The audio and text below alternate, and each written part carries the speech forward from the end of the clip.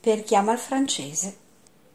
Olivier Norek, code 93. Mars 2011. La taille pouvait correspondre, l'âge certainement.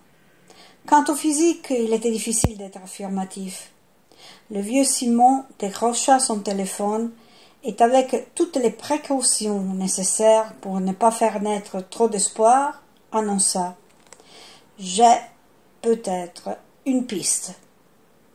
À l'autre bout du fil, la voix de la vieille dame ne se fit pas plus forte qu'un souffle. « Camille ?»« Sans certitude, madame. » Avant de raccrocher, Simon indiqua à son interlocutrice l'heure et l'adresse du rendez-vous, à la morgue de l'Institut médico-légal de Paris.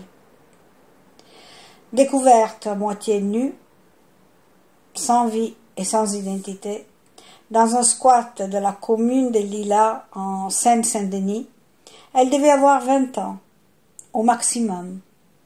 À l'autopsie, le docteur Léa Marquand l'avait entaillée de la base du cou au pubis, d'un trait de scalpel, sans forcer plus qu'une caresse.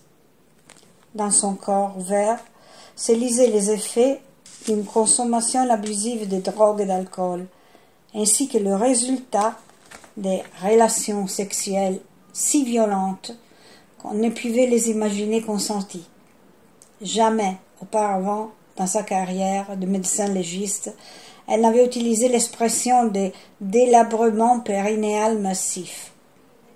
Comment en était-on arrivé là? Quelle barbarie avait-elle dû subir pour qu'il n'y ait littéralement plus de parois entre le vagin et l'anus? Dans les siennes, elle avait pris ses mains scellées, frôlé ses cheveux, puis passé le bout des doigts sur les blessures de son visage.